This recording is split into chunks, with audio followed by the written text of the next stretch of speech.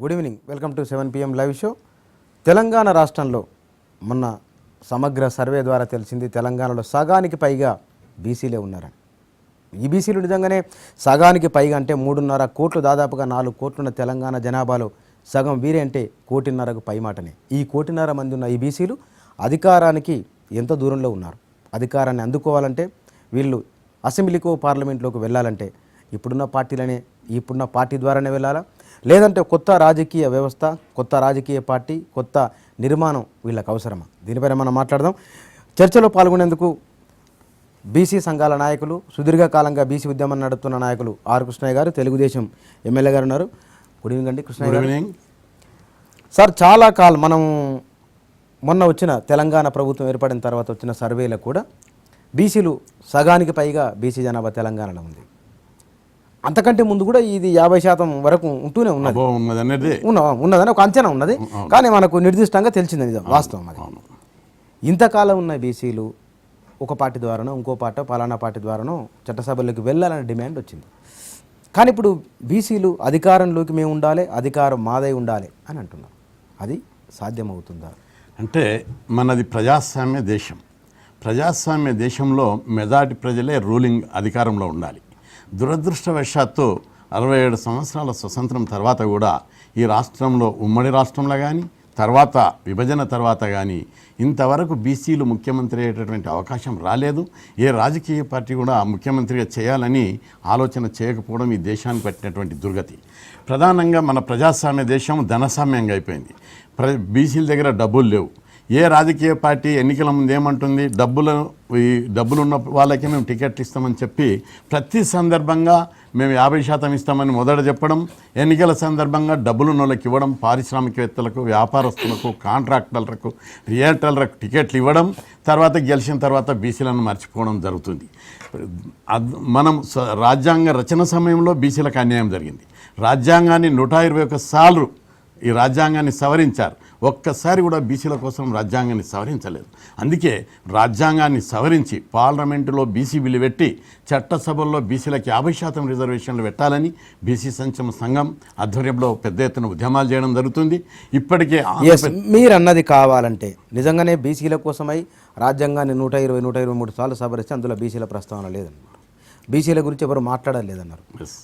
బీసీల గురించి మాట్లాడాలన్నా బీసీల కోసమే ఉండాలంటే ఏం చేయాలి? బీసీలు తప్పనిసరి రాజ్యాంగం సవరించాలంటే కొన్ని రాష్ట్రాల్లో బీసీలు అంకితభావం ఉన్నటువంటి బీసీ నాయకులు ముఖ్యమంత్రులైనా, బీసీలు రాజ్యాధికారంలోనికి వచ్చిన కొన్ని రాష్ట్రాల్లో తప్పనిసరి పార్లమెంట్ మీద ఒత్తిడి తీసుకొచ్చి బీసీ బిల్లు పెట్టించి చట్టసభలో బీసీలకు రిజర్వేషన్లు 50% జనాభా ప్రకారం పెట్టడానికి అవకాశం. మరి మన దగ్గర పరిస్థితి, మన దగ్గర కూడా ఇటు తెలంగాణ వస్తే సామాజిక న్యాయం అని చెప్పి ఎన్నోసార్లు చెప్పారు, వచ్చింది. కానీ ఇప్పుడున్న రాష్ట్రం లోపల 119 మంది ఎమ్మెల్యేలు ఉంటే 19 మంది మాత్రమే ఎమ్మెల్యేలు బీసీ వర్గానికి చెందిన వాళ్ళన్నారు. అటు ఆంధ్రప్రదేశ్లో కూడా 175 మందికి కేవలం 36 మంది మాత్రమే బీసీలు ఉన్నారు. ఎక్కడ కూడా బీసీలకు రాజ్యాధికారంలో కనీసం జనాభా ప్రకారం ప్రాతినిధ్యం లభించడం లేదు. లభిస్తుందనే ఆశ కూడా కనిపించడం. అట్లాంటప్పుడు మరి ఏం చేయాలి? అందుకోసమే ఒకవైపు ఉద్యమం, ప్రజలను చైతన్యం చేస్తున్నాం. ఇప్పుడు ఇటీవల కాలంలో బీసీ సంక్షేమ సంఘం ఆధ్వర్యంలో జిల్లాల్లో మీటింగ్లు పెడితే ఎక్కడ పెట్టిన 5,000 నుంచి నియోజకవర్గం స్థాయిలో పల్లె 5,000 నుంచి 10,000 మంది వస్తున్నారు. వచ్చి వాళ్ళందరూ మనం ఎన్నాళ్ళు ఈ బానిస బతుకులు, ఎన్నాళ్ళు ఓట్లు వేసుకుంటుండాలి, మనమే ఒక పార్టీ పెట్టాలనేటటువంటి డిమాండు ప్రజల నుంచి వస్తుంది. ఇన్ని రోజులు గతం లోపల నాయకులు అనేవాళ్ళు ఏమని, పార్టీ పెట్టాలి, మనకు న్యాయం జరగదని.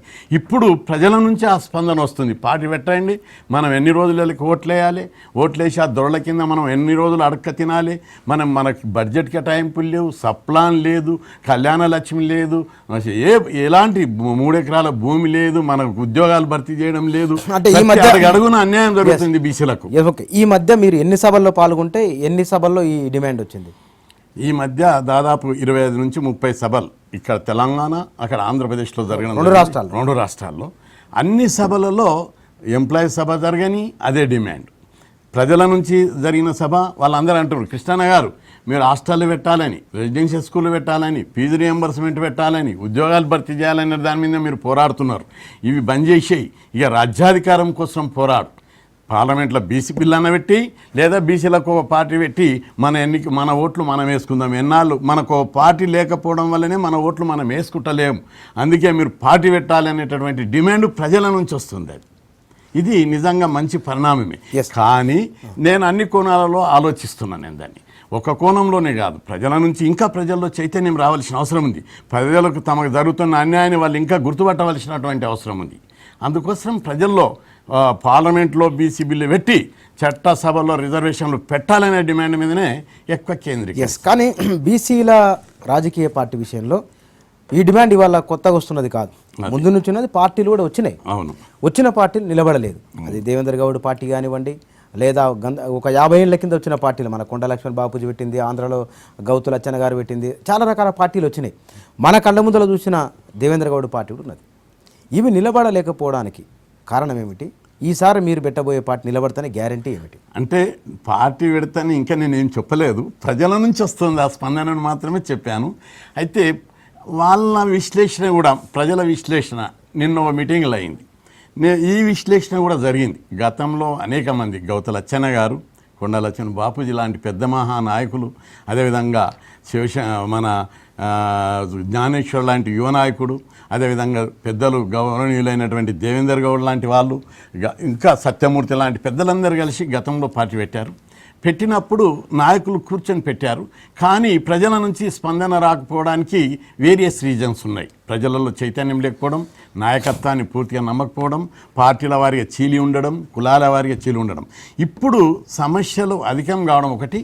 రెండవది వాళ్ళు అనేది ఏంటిదంటే, నువ్వు 40 ఏళ్ళు బీసీల కోసం పోరాడి అనేక స్కీములు పెట్టించావు, అందుకే నీ పట్ల ప్రజలకు విశ్వాసం ఉంది. ప్రజల విశ్లేషణ ఎక్కడ మాట్లాడితే, నేను ఒక మీటింగ్లో మాట్లాడితే, మహబూబ్ నగర్ జిల్లాలో ఒక బీసీ మీటింగ్లో మాట్లాడితే, ఒక నాయకుడు, ఒక మంచి సమర్థుడైన నాయకుడు ఒక విశ్లేషణ చేశాడు. నేను అదే చెప్పాను, గతంలో పార్టీలు పెడితే సక్సెస్ కాలేదు, మరి ఇప్పుడు సక్సెస్ అవుతుంది ఏంటంటే, ఇప్పుడు ప్రజల్లో చైతన్యం ఎక్కువైంది ఒకటి. రెండవది, 40 ఏళ్ల నుంచి నీవు ప్రజల కోసమే పోరాటం చేశావు. హాస్టల్ పెట్టించావు, ఒక 600 ఉన్న హాస్టల్ని 26,000కి పెంచిపించావు. కొత్త రెసిడెన్షియల్ పాఠశాలల స్కీమ్ పెట్టించావు. అదేవిధంగా ఫీజుల రియంబర్స్మెంట్ కోసము అమర నిరాహార దీక్షలు చేశావు, పోరాడావు. ఉద్యోగాలు భర్తీ చేయమని రోజు నీ దినచర్య ఉద్యమాలు ప్రజల కోసం పోరాడినావు. కాబట్టి నీ వల్ల లబ్ధి చెందిన వారు ఊరికి 100 నుంచి 150 మంది ఉన్నారు. నీ నాయకత్వం మీద వాళ్ళకి విశ్వాసం ఉంది, నువ్వు రావాలి అని. అవన్నీ ఓట్లుగా వస్తాయని అంచనా? నేను అంచనా ఇస్తాను, ప్రజల అంచనా. అది నాకుండే అంచనా నాకు వేరే ఉంది. కానీ ప్రజల నుంచి జరిగే విశ్లేషణ ఇది. మీకు అంచనా కూడా పార్టీ నిర్మాణం వరకే ఉంది కదా. అంటే ఇంకా నేను దీన్ని లోతుగా అధ్యయనం చేస్తున్నా. ఎంత సాధ్యాలు, బీసీలో ఉన్నటువంటి బీసీలో అనైక్యతకు గల కారణాలు ఏమిటిది, వీళ్ళని ఐక్యమత్యం చైతన్యం చేయడానికి ఇంకేమేం చేయాలి అనేటటువంటి ఆలోచనతోటి ఇంకా నేను దీర్ఘంగానే పోతున్నా. కానీ ఒక ప్రశ్న, ఏడాది కాలంగా వస్తున్న ప్రశ్న, 30-40 సంవత్సరాల బీసీల కోసం ఉద్యమం చేసిన మీరు, మిగతా పార్టీలు అవమానిస్తున్నానని చెప్తున్న మీరు, ఎందుకోసమని తెలుగుదేశం పార్టీలో ఉండి అవమానానికి గురవుతున్నారు? మీరే అన్నారు నన్ను పట్టించుకోవడం లేదని. నేనేం అంటే మీకు సంబంధించిన వాళ్ళు లేదా వాళ్ళు ఒక రకమైన ఆవేదన వ్యక్తం చేస్తున్నారు. అవమానాలు పడుతూ మీరు ఎందుకు ఉండాలి అక్కడ? అంటే మేము సిద్ధాంతపరంగానే తెలుగుదేశంకు మద్దతు ఇవ్వడం జరుగుతుంది. ఏంటిదంటే, గత ఎన్నికల ముందు ఒక 120 కుల సంఘాల మీటింగ్లు పెట్టాం, బీసీ సంఘాల మీటింగ్లు పెట్టాం, ఒక 10 సార్లు మీటింగ్ పెట్టాం, అన్ని రాజకీయ పార్టీలను డిమాండ్ పెట్టాం. ఏ పార్టీ బీసీలకు ముఖ్యమంత్రి పదవి ఇస్తే ఆ పార్టీకి బీసీల మద్దతు ఇస్తామని ఒకటి, బీసీలకు చట్టసభల్లో రిజర్వేషన్లు పెట్టడానికి ఏ పార్టీ బీసీ డిక్లరేషన్ ఇస్తే ఆ పార్టీకి మద్దతు ఇస్తామని ఓపెన్గా బహిరంగంగా మేము ఛాలెంజ్ చేసి సవాల్ చేసినాం. అందులో ఏ పార్టీ కూడా ముందుకు రాలే, మా డిమాండ్ను ఒప్పుకోలేదు. ఒక్క తెలుగుదేశం మేము బీసీలకు ముఖ్యమంత్రి ఇస్తామని, బీసీలకు చట్టసభల్లో రిజర్వేషన్లు పెట్టడానికి మా పార్టీ తరపున కేంద్రం మీద ఒత్తిడి తెస్తామని బహిరంగంగా ఓపెన్ డిక్లరేషన్ చేసింది. ఆ విధంగా ప్రకటనలు చేసింది. దానికి అనుగుణంగా మేము సిద్ధాంతపరంగా తెలుగుదేశం ఎప్పుడైతే ముఖ్యమంత్రి ఇస్తామని చెప్పి ప్రకటించిందో తప్పనిసరి సిద్ధాంతపరంగానే మేము దాన్ని మద్దతు ఇచ్చాం. మీరు అట్లా అనుకున్నప్పుడు ముఖ్యమంత్రి అయ్యే అవకాశం ఎట్లాగూ లేదు, దాన్ని అర్థం చేసుకోవచ్చు. సభాపక్ష నేతగా ఇవ్వచ్చు. అంటే ముఖ్యమంత్రి చంద్రబాబు నాయుడు గారు ఫ్లోర్ లీడర్గా ఇవ్వాలనా, ఇంకా పార్టీలో ముఖ్యమైన పాత్ర ఇవ్వాలని చెప్పి చర్చ చేశారు. నేను అప్పుడు మేము వచ్చింది పార్టీకి ముఖ్యమంత్రి పదవి వస్తేనే ఈ పార్టీలో ఆ పదవి తీసుకుంటాం, లేకపోతే మళ్ళీ నేను ఒరిజినల్గా ఏ జాతి కోసం 40 ఏళ్ళు అయితే బీసీల కోసం పోరాడానో ఆ వయసే ఎత్తుకుంటా, అసెంబ్లీలో కానీ బయట కానీ అని చెప్పి ముఖ్యమంత్రి జనం నమ్ముతారా ఇట్లా చేస్తే? నమ్ముతారా జనం? నమ్మడం ఏంటిది, నా పుట్టుకనే అడుగు నిమిషం ఏం మాటలు చెప్పలేదు కదా. ఈరోజు ఫీజు రియంబర్స్మెంట్ పెట్టించాను, లక్షల మంది చదువుకుంటున్నారు. ఈ ప్రతిరోజు నా దినచర్య ఉద్యమాలు, బీసీ ఉద్యమాలు, బహిరంగ సభలే తప్ప నాకు ఒక వ్యాపారం లేదు, ఒక కాంట్రాక్ట్ లేదు, ఒక బిజినెస్ లేదు.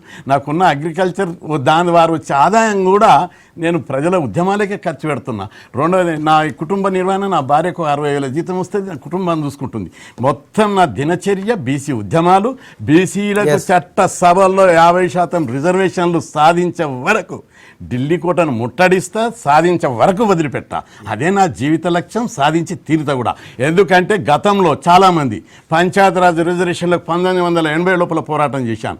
చాలామంది పెద్ద పెద్ద నాయకులు అన్నారు, ఇది అయ్యపైన వాళ్ళ సీట్లు నీకెందుకు ఇస్తారు, ఏదో హాస్టళ్ళు, స్కాలర్షిప్లు, రిజర్వేషన్ల గురించి పోరాడని పెద్ద బీసీ నాయకులు అన్నారు. లేదు, సాధిస్తాం. 86 లోపలనే రామారావును ఒప్పించాం. రిజర్వేషన్ల సందర్భంగా 20%. మళ్ళా పోరాడినాం. 93లో 34 విజయభాస్కర్ రెడ్డి పిల్లలు సాధించాం. ఇప్పుడు ఫీజుల రియంబర్స్మెంట్ అప్పుడు కొట్లాడితే కూడా చాలామంది అన్నారు, ఇది అయ్యే పని కాదు, వాళ్ళు 3,000 కోట్లు 4,000 కోట్లు ఎందుకు ఇస్తారు, ఒక్కొక్కరికి ₹1,00,000 ఫీజు ఎందుకు ఇస్తారు, నీవు దానికోసం ఎందుకు కొట్లాడుతున్నావు, వద్దు అన్నారు. కానీ పోరాడినాం. హైకోర్టులో కేసు చేసిన, సుప్రీంకోర్టులో కేసు చేసిన, అమలు నిరాహార దీక్ష చేసిన. ఇప్పుడు కూడా పార్లమెంట్లో బీసీ బిల్లు పెట్టి సాధించి తీర్తా. ఇది మన దేశంలో తెలుగుదేశంలో ఉండేనా లేదా ఒక పార్టీ అధ్యక్షునిగా మీరు అనుకున్నట్టుగా కనుక బీసీలు మిగతా సామాజిక వర్గం ఒకటైతే ముఖ్యమంత్రిని ఎట్లా చేస్తారు? నేను బీసీ నాయకునిగానే పోరాడుతాను. ఇవన్నీ తెలుగుదేశంకు సిద్ధాంతపరంగా ముఖ్యమంత్రి పదవి ఇస్తామంటేనే దానికి మద్దతు ఇచ్చాం. ఇవన్నీ పార్టీ నిబంధనలు దానికి ఉంటాయి. రెండవది, తెలుగుదేశం పార్టీ కూడా బీసీలకు మద్దతు ఇచ్చే పార్టీ. బీసీ డిక్లరేషన్ చేసింది, బీసీలకు ముఖ్యమంత్రి పదవి ఇస్తానది, బీసీల కోసం అన్ని ఇస్తానది. కాబట్టి దానికి సపోర్ట్గా మేము మద్దతు ఇచ్చినాం. ఇప్పుడు కూడా బీసీల కోసం ఆ పార్టీ కట్టుబడి ఉంటుంది. పార్లమెంట్ సంపూర్ణంగా బీసీ పక్షం ఆ పార్టీ తప్పనిసరి పార్లమెంట్లో బీసీ బిల్లు పెట్టాలని అసెంబ్లీలో తీర్మానం చేసింది ఆ పార్టీ. ఓకే, కాబట్టి దాన్ని విశ్వసిస్తారు, మీరు నమ్ముతారు. అంటే ప్రస్తుతానికైతే ఆ పార్టీ బీసీలకు బైండ్ అయి ఉన్నది కదా. ఇంకే ఇతర పార్టీలు కూడా ఉండొచ్చు కాదన్నాను, కానీ అందరికంటే ఆ పార్టీ ముందు ఉన్నది. కానీ బీసీని ఎప్పుడు ముఖ్యమంత్రిని చేయలేదు కదా ఆ పార్టీ. అంటే ఆ పార్టీ అధికారంలోకి వస్తే చేస్తుండేనేమో. ఇద్దరు ఉప ముఖ్యమంత్రులను చేసింది. ఆంధ్రప్రదేశ్లో 2 ఉప ముఖ్యమంత్రులు చేస్తే ఒక బీసీని ఉప ముఖ్యమంత్రిని చేసింది. సాటిస్ఫై కాలేదు, కానీ ఒక అంచెలుగా ఒక్కొక్క స్టెప్ ఎక్కడానికి ఉపయోగపడుతుంది. బీసీ ఉద్యమాన్ని పైకి తీసుకురావడానికి ఒక అంచెలంచె ఉపయోగపడుతుంది. కానీ 93, 95 వరకు ఉన్న కులాల్లో ఒక నిర్దిష్టమైన ఓట్ బ్యాంక్ ఇంకా రూపాంతరం చెందలే ఈ నేళ్లలో. కారణం గతంలో ఆ పరిస్థితి ఉండే మీరు అన్నట్టు.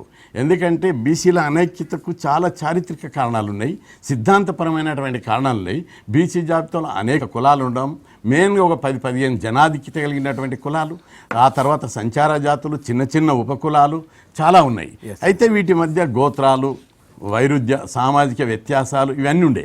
కానీ ఎప్పుడైతే విద్యా ఉద్యోగ రంగాల్లో చాలా ముందుకు వచ్చినామో ఆ తర్వాత ఇప్పుడు సిద్ధాంత సారూప్యత ఏర్పడుతుంది.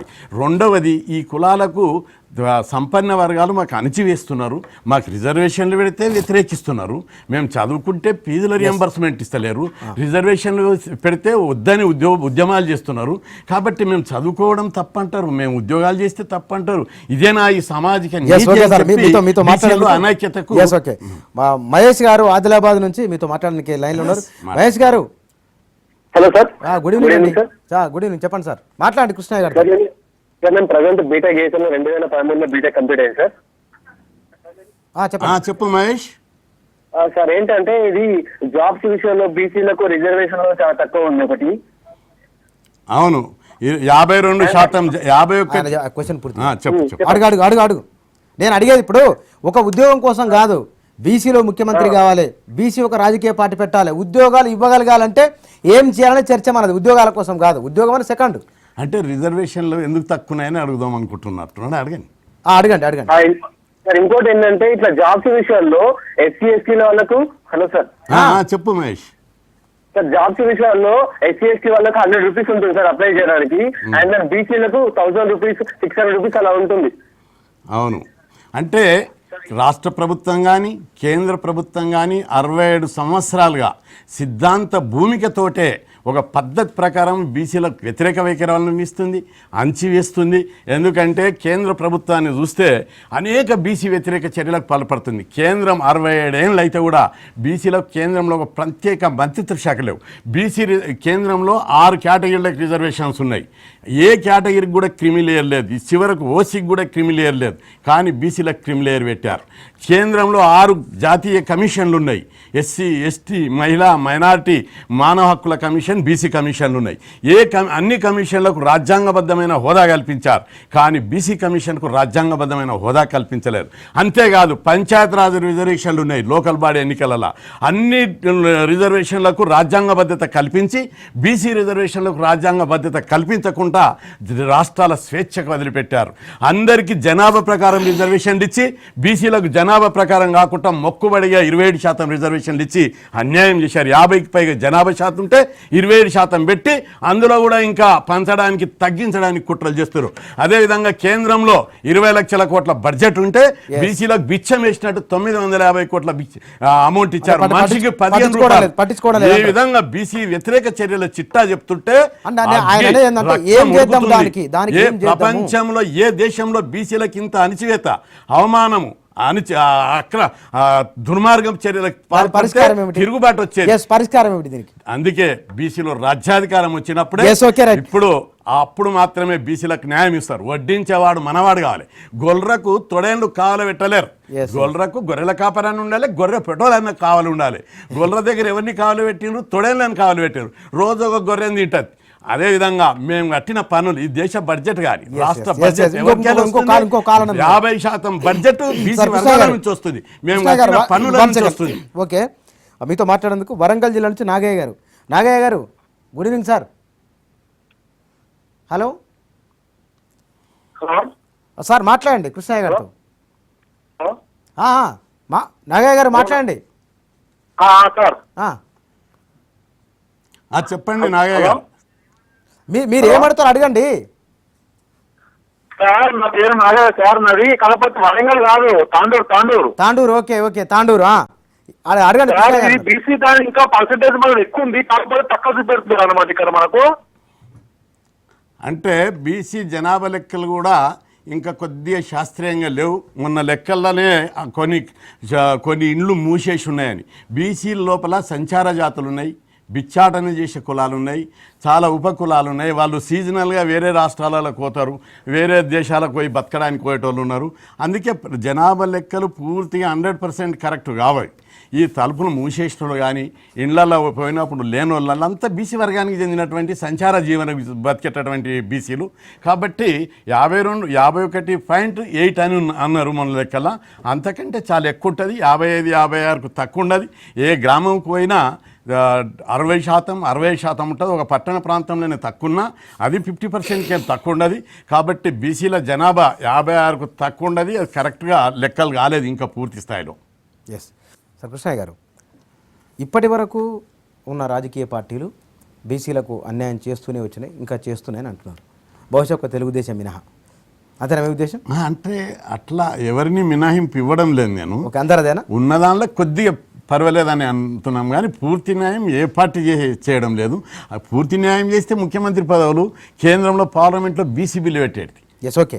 కాబట్టి మీరు అన్నవి మీ డిమాండ్లు కావాలంటే నిజంగానే ఇప్పుడు మీకు వస్తున్న పబ్లిక్ నుంచి వస్తున్న డిమాండ్లను బట్టి ఎంతోలోపు బీసీల ఆధ్వర్యంలో ఒక పార్టీ తెలంగాణ రాష్ట్రంలో లేదా 2 రాష్ట్రాల్లో రాబోతున్నది? అంటే గతంకు ఇప్పటికీ చాలా తేడా ఉంది. గతంలో నాయకులు రూమ్లలో కూర్చొని, మీటింగ్లలో కూర్చొని పార్టీ పెడితే బాగుంటుంది, అధికారం వస్తే బాగుంటుంది అని. గతంలో రాజారాం గారు కానీ, వి హనుమంతరావు గారికి కానీ, ఇంకా అనేక మంది బీసీ నాయకులు కాంగ్రెస్ పార్టీలో ముఖ్యమంత్రి స్థాయికి వచ్చినటువంటి నాయకులు ఉన్నారు. జగన్నాథరావు గారు, వీళ్ళకు ముఖ్యమంత్రి దగ్గర వచ్చి దూరం అయిపోయింది. అయితే ఆ కోరికతో, ఆ అన్యాయంతో నాయకులల్లో ఉండే మాకు ఇది వస్తలేదని. ఇప్పుడు బీసీ ప్రజల నుంచి వస్తుంది. ఇది ప్రజలు ఎక్కడ మీటింగ్ పెట్టినా మాకు గొల్లు వద్దు, బల్లు వద్దు, ఇక నువ్వు కొట్లాటలు బంద్ చేయి, హాస్టళ్ళు, స్కాలర్షిప్లు, ఉద్యోగాల భర్తీ, ఫీజుల రియంబర్స్మెంట్కి బంద్ చేసి మీరు రాజ్యాధికారం కోసం పోరాడతావా, బీసీ బిల్లు పెట్టేయడానికి మొత్తం బంధువులు జరుపు, ఉద్యమాలు జరుపు, లేదంటే పార్టీ పెట్టి బీసీలమే మనం అన్ని అవకాశాలు మీకే ఇస్తారు, ఏం చేయాలి? అని రెండు మీకు చాయిస్ మీకే ఇస్తారు. మీటింగ్ మాట్లాడితే మీటింగ్లేమో పార్లమెంట్లో బీసీ బిల్లు పెట్టాలని నేను మీటింగ్లు పెడితే వాళ్ళ నుంచి ప్రజల నుంచి మాట్లాడిన ప్రతి మైక్ పట్టినోడు పార్టీ పెట్టాలి, రాజ్యాధికారం రావాలనే మాట మాట్లాడుతున్నాం.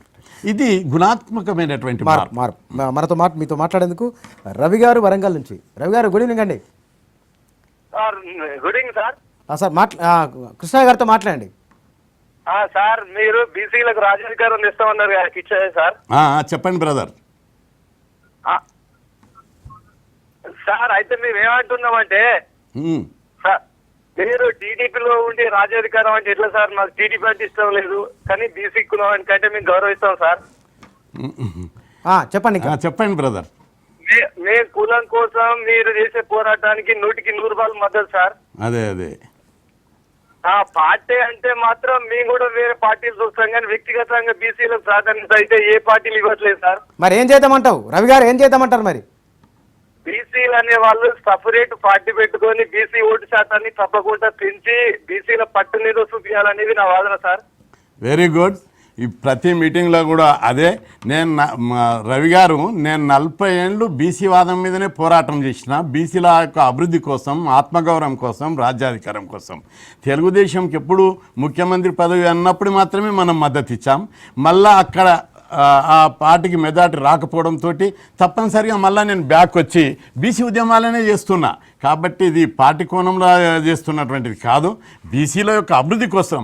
ఆ పార్టీలో ఇంకా అనేక పదవులు ఇస్తామంటే కూడా నేను అంగీకరించకుండా నా బీసీ జాతికి జరుగుతున్న అన్యాయాల మీదనే నేను పోరాటం చేస్తానని చెప్పి వచ్చి ఈరోజు బహిరంగ సభలు పెడుతున్నా, ఉద్యమాలు చేస్తున్నా, నా జాతి కోసం పోరాడుతున్నా.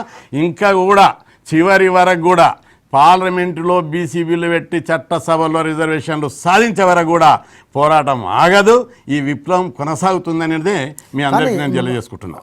వివిధ పార్టీలలో ఉన్నవాళ్ళు, మీతో సహా రాజకీయ పార్టీలో ఉన్నవాళ్ళు, నాయకుల మధ్యనే ఒక ఏకాభిప్రాయం లేనప్పుడు, అందరూ ఒక మాట మీద నిలబడినప్పుడు ఎన్ని కులాలుగా విడిపోయిన ప్రజలు నిలబడతారని అనుకుంటున్నారు? అంటే మనుషులను సిద్ధాంత భూమిక మీద ఒక్కొక్కసారి సరిగానోళ్ళు సమస్యల మీదే ఏకమవుతారు. ఉదాహరణకు 1986 లోపల రిజర్వేషన్ల వ్యతిరేక ఉద్యమం వచ్చింది. అప్పుడు బీసీలందరూ ఏకమయ్యి రిజర్వేషన్ల అనుకూల ఉద్యమం చేసినప్పుడు బంధులు, ధర్నాలు, ర్యాలీలు, రస్తారోకంతో రాష్ట్రమంతా అతలాకుతలం చేయడంలో బీసీలంతా కలిసి వచ్చారు.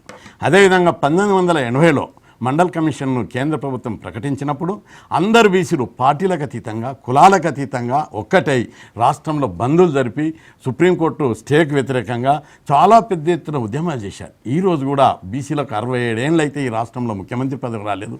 మాకు స్వయం పాలన కావాలి, మమ్మల్ని ఎవరెందుకు పాలించాలి, మా రాజ్యం మా భోజ్యం, మా రాజ్యం వస్తేనే మా కులాలు అభివృద్ధి చెందుతాయి. ఇప్పటికీ అనేక చేనేత కులాలు ఉన్నాయి, పద్మశాలీలు, దేవాంగాలు, అనేక కులాలు ఉన్నాయి. వాళ్లకు బట్టల మిల్లు వచ్చిన తర్వాత ఆ వృత్తి దెబ్బతిన్నది, ఆకలి చావులు దస్తున్నారు. ఏ ప్రభుత్వం కూడా కులాన్ని ఆదుకోవడానికి ముందుకు రావడం. మీరన్నా ఇందాక అన్నది మండల్ కమిషన్ అన్నారు. ఇందాక రవి గారు కూడా వరంగల్ నుంచి మాట్లాడుతూ మీరు ఆ పార్టీలో ఉండడం తన ఇష్టం, అది తనకి ఇష్టం లేదని అన్నారు. మండల కమిషన్ను వ్యతిరేకించిన బీజేపీతోనే తెలుగుదేశం దోస్తానం ఉంది. ఆ దోస్తానం ఉన్న పార్టీ నుంచి మీరు ఎమ్మెల్యే. ఒకప్పుడు మీరు దాన్ని తీవ్రంగా వ్యతిరేకించిన వాళ్ళు, బీసీ రిజర్వేషన్ వ్యతిరేకించిన వ్యవస్థ అది.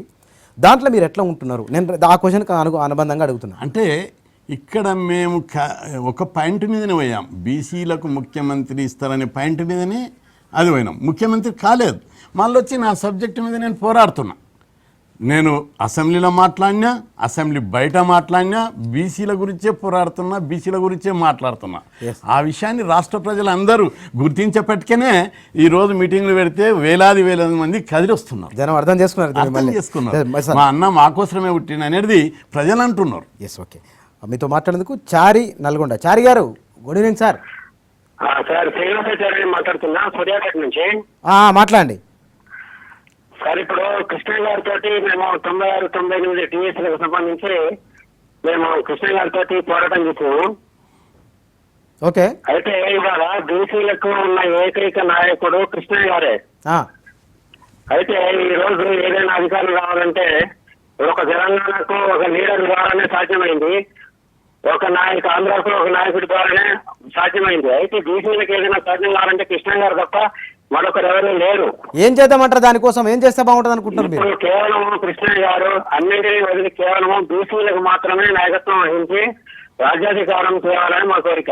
ఏం చేయాలో రాజ్యాధికారానికి ఏం చేస్తే బాగుంటుందని చెప్తారు? రాజ్యాధికారం అంటే ఇక ఎవరిని అడుక్కోవాల్సిన అవసరం లేదు. మనమే ఎన్నికల్లో నించుని ఇప్పుడు ఏది చేసినా కూడా అన్నిటికీ ఈ రాజ్యాధికారమే ప్రధానము. మనం వడ్డించేవాడు మనవాడు కావాలన్నప్పుడు మనమే వడ్డించాలి.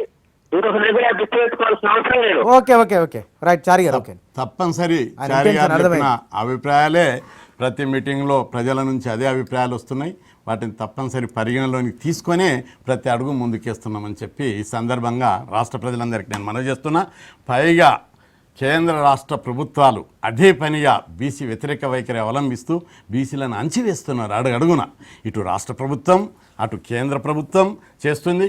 మోడీ గారు వచ్చిన తర్వాత కూడా మొన్న ఇటీవల మేము పోయి మోడీ గారికి బీసీల డిమాండ్లు, చట్టసభల రిజర్వేషన్లు, కేంద్రంలో ప్రత్యేక మంత్రిత్వ శాఖ బీసీ ఉద్యోగులకు ప్రమోషన్ల రిజర్వేషన్లు, క్రిమిలేయర్ రిజర్వేషన్ల మీద ఎత్తివేయాలని, పంచాయతీరాజ్ రిజర్వేషన్లకు రాజ్యాంగబద్ధత కల్పించాలని, బీసీలకు ఈ దేశంలో రాజ్యాంగబద్ధమైన హక్కులు కల్పించాలి.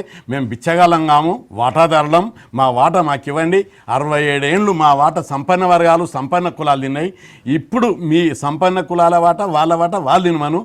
ఇది ప్రజాస్వామ్యం కాబట్టి మా వాటా మాకు ఇవ్వమని చెప్పి మోడీ గారికి కూడా విజ్ఞప్తి చేశాం. తప్పనిసరి మోడీ గారు మా డిమాండ్లను పరిశీలిస్తానని చెప్పి హామీ ఇచ్చిండు. స్వయాన మోడీ గారు బీసీ వర్గానికి చెందిన కాబట్టి మేము పాజిటివ్గా రెస్పాన్స్ ఉంటుందని ఆశిస్తున్నాం. మీరు మోడీకి సపోర్ట్ కూడా మాట్లాడారు. ఎస్, మరి ఒక బీసీ ప్రధానమంత్రిగా ఉన్నప్పుడు బీసీ బిల్ ఇవ్వడానికి ఇబ్బంది ఉంది అంటే అడగందే అమ్మాయిన భోజనం పెట్టదు ఒక పాయింట్. మనం పోరాటం చేస్తేనే, ఎందుకంటే ఆయన చుట్టూ ఉన్నటువంటి వ్యవస్థ, ఆయన చుట్టూ బిగించుకొని ఉన్నటువంటి వ్యవస్థ రిజర్వేషన్లకు వ్యతిరేకమైన వర్గాలు కూడా ఉన్నాయి ఆయన చుట్టూ. కాబట్టి ఎప్పుడైతే బీసీల నుంచి మంచి ఉద్యమం వస్తుందో అప్పుడు మాత్రమే మోడీ గారిని కూడా మీరు అర్థం చేసుకున్నారు. ఓకే సార్, మీతో మాట్లాడేందుకు రాయలు హైదరాబాద్ నుంచి. రాయల్ గారు గుడ్ ఈవినింగ్ అండి. Sir good evening sir. Krishnaiah గారితో మాట్లాడండి. సార్ కృష్ణయ్య గారితో మాట్లాడతాను సార్. సార్ నమస్తే సార్. కృష్ణయ్య గారు నమస్తే. రాయల్ గారు. సార్ ఇప్పటికే బాగా ఆలస్యమైంది రాజీవ్ పార్టీ నిర్ణయం అనేది. 2014కు ముందే మీరు ఆ నిర్ణయం తీసుకుని ఉంటే ఈ పార్టీకి మనం చాలా ముందుకెళ్ళి వాళ్ళం. అదే అంటే ఒక రాజకీయ పార్టీ నిర్మాణానికి కొన్ని ఇబ్బందులు ఉండే. ఎందుకంటే అప్పుడు పరిస్థితులు వేరు, బాగా సెంటిమెంట్ ఉండడం, అప్పుడే ప్రజల లోపల భావోద్వేగాలు భావావేశాలు ఇవన్నీ ఉండే. ఇప్పుడు తెలంగాణ వచ్చింది, అందరూ హ్యాపీగా ఉన్నారు. ఇప్పుడు నెక్స్ట్ సామాజిక న్యాయం కావాలి, పేద వర్గాలకు రాజ్యాధికారం కావాలనేటువంటి నినాదం మీద ప్రజలు ముందుకు వస్తున్నారు. తప్పనిసరి ఇప్పుడు ఏదాన్నైనా సరి అయిన సమయం చూసి పనిచేయాల్సి వస్తుంది. జూన్లో మృగశిర కార్తెలో విత్తనాలు పెడితేనే పంటలు వంతాయి. ఆయన అనేది ఏంటంటే అదునైన కాలంలో విత్తనం ఎందుకు వేయలేదు? లేదు, అదనైన కాలంలో విత్తనం వేస్తాం. అదనైన కాలం కాదనే విత్తనాలు వేయలేదు. అదనైన కాలం చూసే విత్తనాలు వేయాలనేది అంటే అదను కోసమే ఎదురు చూస్తున్నాం. సార్ అంబేద్కర్ ఒక మాట అన్నాడు, అధికారం లేని జాతులు అంతరించిపోతాయి అని. అవును, ఎగ్జాక్ట్లీ కదా. అవును, బీసీలలో ఇవాళ అంతరించిపోతున్న జాతులు ఉన్నాయి. మీరు పార్టీ అధ్యక్షుడై మీరు ఒక నిర్మాణంలోకి వస్తే ఆ అంతరించిపోతున్న జాతుల వ్యక్తిని ఒక మంత్రినో ఎమ్మెల్యేనో చేయగలరా మీరు? ఆ మేరకు మిగతా కులాలను మీరు ఒప్పించగలరా?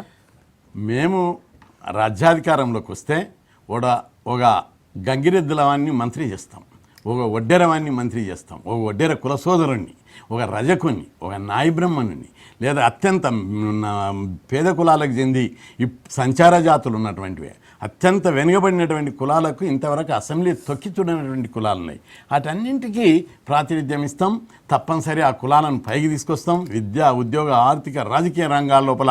అందుకే కదా రాజ్యాధికారం అనేది ఎంజాయ్ చేయడానికి కాదు, ఇంతవరకు అణచివేయేటటువంటి కులాలకు, ఇంతవరకు తొక్కి పెట్టబడ్డటువంటి కులాలను అన్ని రంగాలను ముందుకు తీసుకురావడానికే రాజ్యాధికారం కోరుతున్నాం. కానీ కల్కేకర్ కమిటీలో ఉన్నది 3000 బీసీ కులాలు ఉన్నాయని కాకా కలేల్కర్ ఈ కాకా కలేల్కర్ కమిటీలో 3000 మంది అని చెప్పినప్పుడు సామాజికంగా వివిధ హోదా, వీళ్ళ మధ్య వైవాహిక సంబంధాలు లేవు, వీళ్ళ మధ్య ఇతర పండుగలకు సంబంధించిన సంబంధాలు లేవు.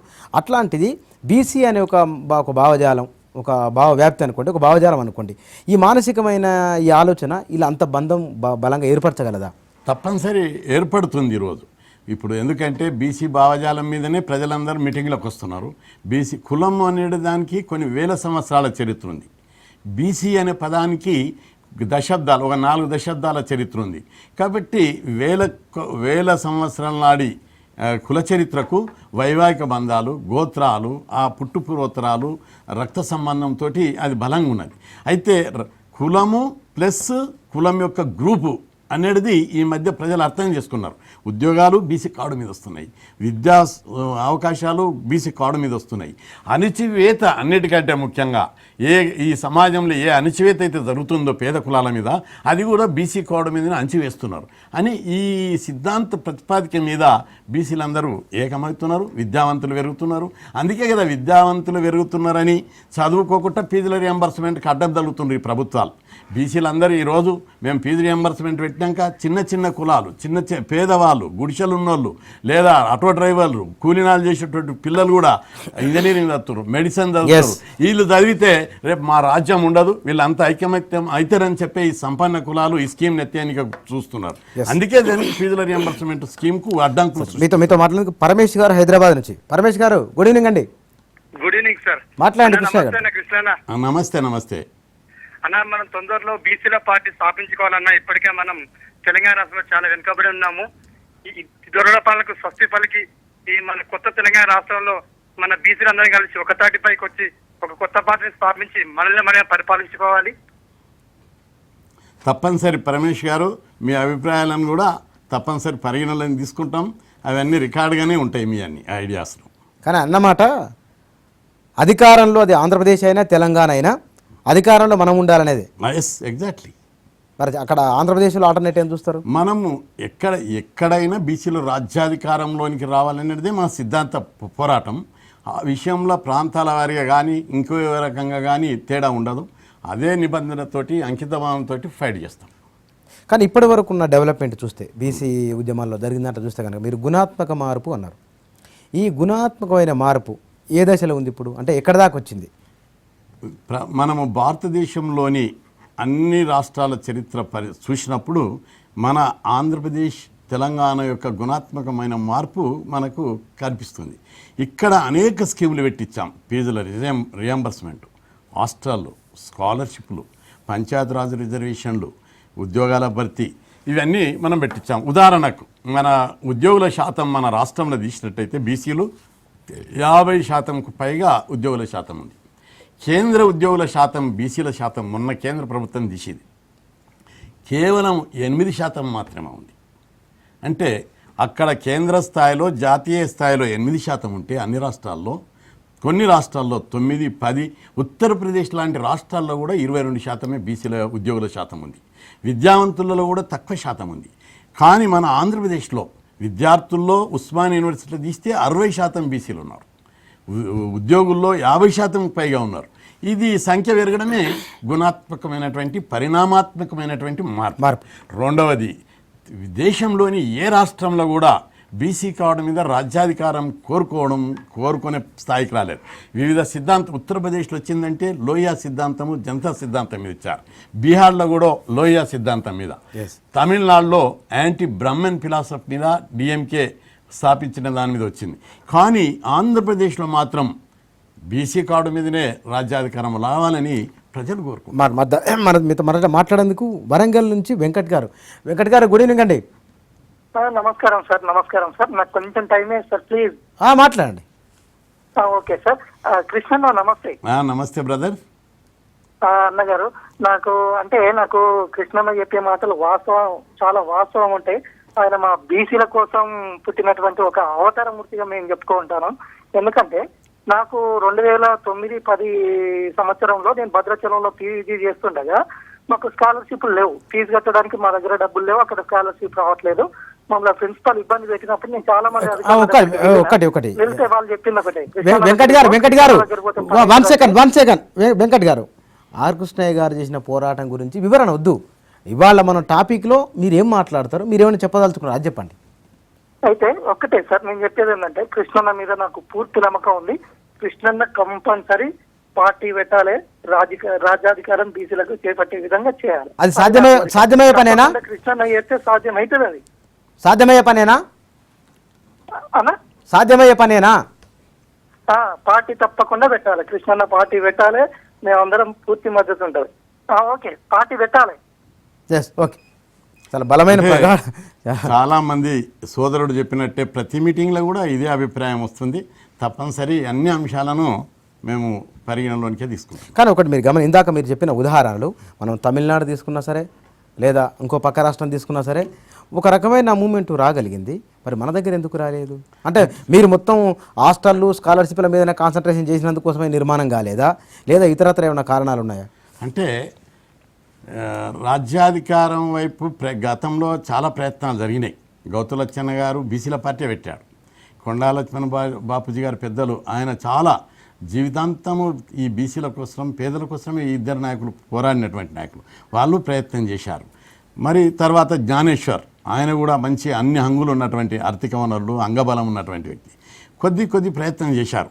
అప్పుడు నన్ను కూడా ఇందులో ఈ రెండవది మందకృష్ణ, ఓంకారు, వాళ్ళందరూ కలిపి మహాజన్ పార్టీ పెట్టినప్పుడు 1999 లోపల కూడా వాళ్ళు మా ఇంట్లోనే వచ్చి, ఆఫీసులోనే వచ్చి డిస్కస్ చేశారు. కాకపోతే సరైన సమయం కోసం వేచి ఉండాలి. ఎందుకంటే మీడియా సపోర్ట్ కావాలి, భావజాలాన్ని ప్రజల్లోకి తీసుకుపోవడానికి సరైన వేదికలు కావాలి. అట్లాంటిది ఇంకా సపోర్ట్ రావడం లేదు అని చెప్పి మేము దాన్ని కొంత అంటే సమయం వచ్చింది అనుకుంటారు ఇప్పుడు. అంటే అన్ని కృష్ణ గారు నల్గొండ నుంచి. కృష్ణ గారు గుడ్ ఈవినింగ్ అండి. నమస్తే, మాట్లాడండి కృష్ణ గారితో. నమస్తే బ్రదర్. చిట్టాలకి కృష్ణ అన్న. చెప్పు కృష్ణ అన్న. ఏం లేదు, కొంచెం మీ మీద మాకు కొంచెం కోపం ఉందన్న. చెప్పు బ్రదర్. ఏం లేదన్న, మీరు మళ్ళీ ఆ తెలుగుదేశాన్ని వీడి ఖచ్చితంగా మళ్ళా ఎట్లాగైతే ఇంతకుముందు ఉద్యమం చేసిర్రు దమ్ము ధైర్యంతో అగ్రవర్ణాల పార్టీని విడిచిపెట్టి మళ్ళీ బహుజన మన బీసీలని, ఎస్సీలని ఏకం చేసి ఖచ్చితంగా మాకు ఆ నమ్మకం ఉంది. మీరు ఇంకా 5 కాదు 10 ఏళ్ళకైనా ముఖ్యమంత్రి అవుతారు.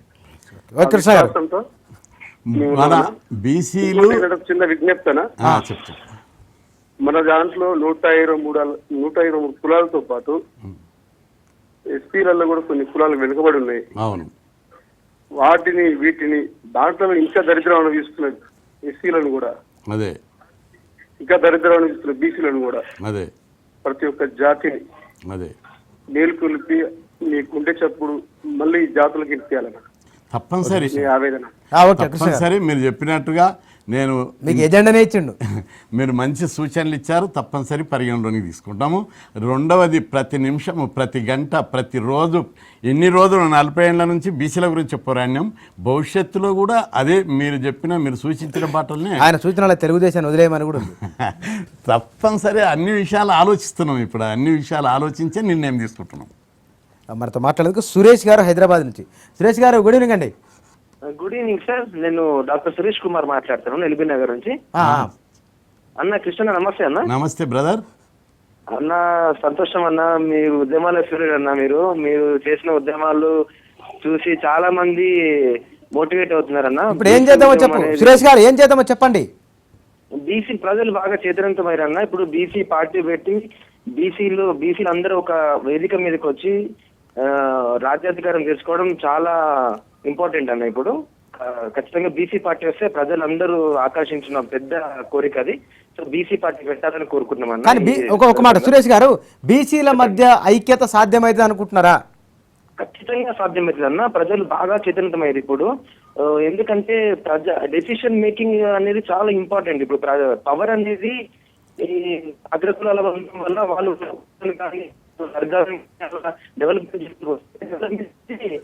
ఆడియో ప్రాబ్లం ఉంది. ఆయన చెప్పి ఓవరాల్గా అతను కూడా పార్టీ అదే, ఎవరి చేతుల్లో అధికారం ఉంటే ఆ వర్గాలే అభివృద్ధి చెందుతాయి. ఉదాహరణకు కేసీఆర్ ముఖ్యమంత్రి అయ్యాడు, సానియా మిర్జాకు 2 కోట్లు ఇచ్చాడు, అనౌన్స్ చేశాడు. ఎవరికి పన్నులు అందరు కడుతున్నారు, అన్ని వర్గాలకు సమానంగా చూడాలి. కానీ ముఖ్యమంత్రి పదవి ఎవరి చేతులుంటే ఆయన అనుకున్నట్లాంటిదే చేస్తారు. వడ్డించేవాడు మనవాడు కావాలనేది ఆమెకి ఇవ్వద్దనే, అంటే పేదోళ్లకు కూడా ఇవ్వాలి. ఆమెకే కాదు, అందరికీ కూడా ఇవ్వాలి. ఓ పేరు రెఫర్ చేయండి మరి. పేరని కాదు, ఇప్పుడు పేదవాళ్ళు ఉన్నారు, వికలాంగుల హాస్టల్లో ఉన్నారు. వికలాంగుల హాస్టల్లో వాళ్ళు తినడానికి కింద వండుకుంటున్నారు, సరైన పరికరాలు లేవు, మంచి భోజనం లేదు. వాళ్ళ స్పందన కూడా, వాళ్ళకు కూడా న్యాయం జరగాలి కదా. అదేవిధంగా బీసీ హాస్టల్లో, ఎస్సీ హాస్టల్లో, ఎస్టీ హాస్టల్లో ఒక్కొక్క రూమ్లో 30 మంది ఉంటున్నారు. ఒకరి మీద ఒకరు కాళ్ళు వేసుకొని పండుకుంటున్నారు. వాళ్లకు రూమ్కు మంచాలు ఇచ్చి, దోమతెరలు ఇచ్చి, ఇంజనీరింగ్ చదువుతున్నారు, మెడిసిన్ చదువుతున్నారు. వాళ్ళకి కనీస సౌకర్యాలు కూడా సన్నబియ్యం ఇచ్చిన అవి కూడా సన్నబియ్యం పోరాడితే వచ్చినాయి. అవి ఇక్కడ అక్కడ అంతటి వస్తున్నాయి. సన్నబియ్యం ఒక్కటే సరిపోదు కదా, వాళ్ళకు మంచి చదువుకునే సౌకర్యాలు కూడా కల్పించాలి. అది మన రాజ్యం ఉన్న రోజు తప్పనిసరి సాధ్యమవుతుంది. మన రాజ్యం అంటే ఆ రాజ్యానికి ఎంత దూరంలో ఉన్నాం? చాలా దగ్గరలో ఉన్నారు, చాలా దగ్గరలో ఉన్నారు. అంటే అడుగులా, కిలోమీటర్ల, మీటర్ల? అడుగులలోనే ఉన్నారు. తప్పనిసరి బీసీల రాజ్యం వస్తుంది, అది సాధించి తీరుతాం. ఎస్సీ, ఎస్టీ, బీసీలు, బహుజనులు అందరూ ఏకమవుతారు, రాజ్యాధికారం స్వాధీనం చేసుకుంటారు. మా ఓట్లు మా రాజ్యం, కానీ నిజంగా మా ఓట్లు మా స్వయం. చాలా మంది అనేది మీరు కొంచెం ఇదైతే చాలా మంది అనే మాట కూడా ఎస్సీ, ఎస్టీ, బీసీ, మైనార్టీల ఐక్యత అని అంటారు. నిజంగానే ఎస్సీలు, బీసీలు, ఎస్టీలు, మైనార్టీల ఐక్యత అనేది మాటల్లో వచ్చినంత వేగం, అంత ఫ్లో ఆచరణలో అది సాధ్యమైంది. ఎందుకంటే ఒక 60 ఏళ్ళ ఎక్స్పీరియన్స్ మనం చూస్తున్నాం కదా. అంటే కొంత సిద్ధాంతపరమైన వైరుధ్యాలు, వివిధ పార్టీల్లో ఎస్సీ, ఎస్టీ, బీసీలు ఉండడము, వివిధ రకాలమైన ఆబ్లిగేషన్స్ ఉండడం వల్ల కొన్ని టెంపరీ సెట్బ్యాక్స్ ఉంటాయి. అవకాశం వచ్చినప్పుడు మనం చూసాం, మండల కమిషన్ అప్పుడు, మురళీధరరావు కమిషన్ అప్పుడు, ఇంకా ఇతర సందర్భాల్లో ఎక్కడైనా ఎస్సీలకు కానీ బీసీలకు కానీ అన్యాయం జరిగిన సందర్భంలో అందరూ ఒకటై పోరాడినటువంటి సందర్భాలు చాలా ఉన్నాయి. కాబట్టి తప్పనిసరి అది సాధ్యమవుతుంది. ఇప్పుడు 90ల నుంచి ఇప్పటి వరకల్లా వచ్చిన మార్పులలో బీసీలలో చైతన్యం వచ్చింది. మీరంటున్న ఉన్నత అంటే అగ్రకులాలలో కూడా పేదవాళ్ళ సంఖ్య కూడా పెరిగింది. అగ్రకులాల్లో ఉన్న పేదవాళ్ళ పట్ల, ఎందుకంటే బీసీడీ కంటే కొంచెం పైన వాళ్ళంతా పేదవాళ్ళ కింద లెక్క అవుతారు. అగ్రకులంలో పుట్టి ఉండొచ్చునేమో కానీ చాలా పేదవాళ్ళు కూడా ఉన్నారు.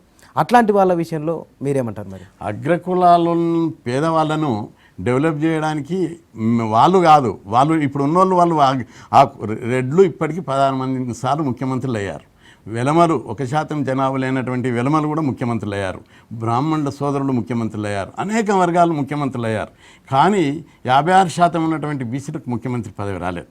ఈ వర్గాలకు ముఖ్యమంత్రి పదవి కావాలని కోరడం వెనుక ఆత్మగౌరవ నినాదం ఉంది. ఇది ఆకలి పోరాటం కాదు, ఆకలి పోరాటం ఒకటే కాదు, ఆత్మగౌరవ పోరాటం. ఇది ప్రజాస్వామ్యం. మేము ఇన్ని రోజులకు కూడా మాకు ఒక్క ముఖ్యమంత్రి పదవి ఇవ్వరా? మేము చేసుకున్న పాపం ఏంటిది? బీసీ కులాలలో పుట్టడమే పాపమా? బీసీ కులాలలో పుట్టినందుకే ముఖ్యమంత్రి పదవికి అనర్హతనా అనేటటువంటిది ఉంది. రెండవది, అగ్ర కులాలలో ఉన్నటువంటి పేదవారి గురించి కూడా మేము పోరాడుతున్నాం. మీరు అందరూ చూస్తున్నారు. ఈ బీసీ స్కాలర్షిప్ పెట్టాలని, ఈ బీసీలకు ఫీజు రియంబర్స్మెంట్ పెట్టాలని. అనేక మంది బ్రాహ్మణులు తినడానికి తిండి లేక గుళ్ళలు ఉపాసం ఉంటున్నారు, డొక్కలు పోయిన వాళ్ళు ఉన్నారు. అదేవిధంగా అగ్ర కులాలలో రెడ్లు 16 సార్లు ముఖ్యమంత్రి అయితే కూడా అనేక మంది రెడ్లు ఇప్పటికీ గ్రామాలలో తినడానికి తిండి లేక భూములు అమ్ముకొని వచ్చి హైదరాబాద్లో పుట్నాలు అమ్ముకొని, పల్లీలు అమ్ముకొని బతుకుతున్నటువంటి వాళ్ళు ఉన్నారు. కాబట్టి అభివృద్ధి చెందిన కులాల్లో కొన్ని కుటుంబాలే అభివృద్ధి చెందినవి తప్ప ఆ కులాన్ని కూడా వాళ్ళు పట్టించుకోవాలి. అందట్లో ఉంది కదా, అది ఉంది. దానికి ఎకనామిక్ స్కీమ్స్ కావాలి. బీసీ కులాలకు ఆర్థికాభివృద్ధితో పాటు సామాజిక వివక్షత, సామాజిక అసమానత తొలగించడం. సార్ కృష్ణయ్య గారు, పార్టీ 2019 ఎన్నికలకు ముందే రావచ్చా, లేదా ఎన్నికల సందర్భంగానే ఒకసారి రావచ్చా? అంటే దాని మీద చర్చ జరుగుతుంది వివిధ వర్గాల్లో, అన్ని పార్టీలు. ఒకసారి చెప్పండి ప్రజలకు. నిజంగానే ఇవాళ గంట సేపు చర్చ జరిగింది. నిజంగానే ఆర్ కృష్ణయ్య గారి ఆధ్వర్యంలో ఒక రాజకీయ పార్టీ తెలంగాణ రాష్ట్రంలో రాబోతుందా, లేకపోతే కనుక దక్షిణాదిలో బలంగా రాబోతుందా, ఏం జరుగుతుందో ఒకసారి చెప్పండి. అంటే ఈ పార్టీ పెట్టాలనే నిర్ణయం ప్రజల నుంచి చాలా ఒత్తిడిగా వస్తున్నది వాస్తవమే. ఎక్కడ మీటింగ్ పెట్టినా కూడా ప్రజలందరూ ఆ మాట మాట్లాడుతున్నారు. ఇప్పుడు కూడా మీరు టీవీలో చూశారు, చాలామంది అదే మాట మాట్లాడుతున్నారు. అయితే దీనికి ఉమ్మడి బాధ్యత, సమిష్టి నిర్ణయాలు జరగాలి.